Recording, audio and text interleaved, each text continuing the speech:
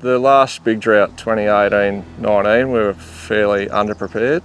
Sort of looked to change our strategies to be more prepared now for when the next tough time comes.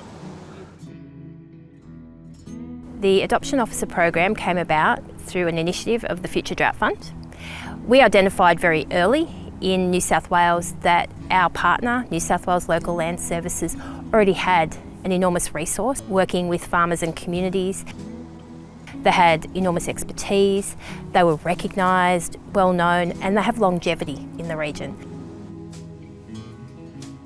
And so it made perfect sense for us to use our collaborative model to place our adoption officers in the LLS network, and we've seen enormous benefits from that. Our role as a drought adoption officer is to assist landholders and also groups of landholders in preparing for drought, managing dry conditions and making decisions about how they prepare themselves for drought or dry conditions. We monitor conditions across our region and look for areas that might be at risk of going into dry periods and where we might be able to step in and preempt and deliver programs in those regions where we think they're at risk of going into a dry period. What we're seeing out of this Adoption Officer program is a real recognition of the role that confinement feeding has in managing stock in drought and going into drought, but also in normal seasons when you experience a shortage of fodder and things like that. We're starting to see a real understanding of the role that high quality pasture, that pasture perseverance and pasture productivity play in maintaining productivity in really good seasons, so you're making the best of what you've got, but then also being able to manage that going into drier conditions. And it is an evolving area around water quality and water availability and how we help our farmers to really understand the impact that water quality has on animal health, animal productivity, and how they might preserve that as things get drier. I was always pretty keen to do the stock management area, yeah.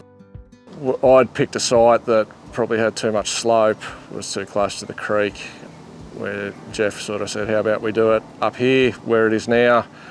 We can use that fence and put a laneway in, and it's got the right amount of slope that we need to drain pens and all that sort of thing, and where we set our water up, so we don't flood pens, so their expertise was valuable.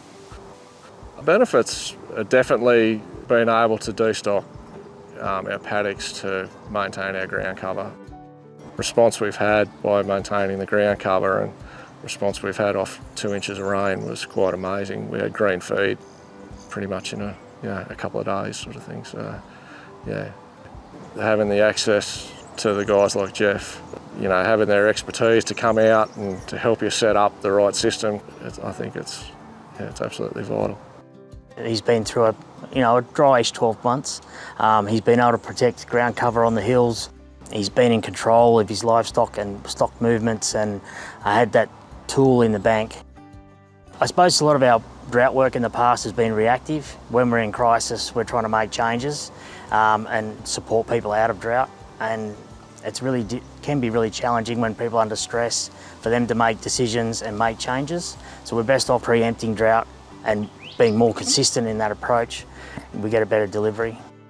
We've been well supported all the way through with this project because their expertise is there and they're doing a really good job at what they do. So we're more prepared and ready if there was to be a big drought. I think we've got strategies in place and I feel a lot more confident than I did 5 years ago.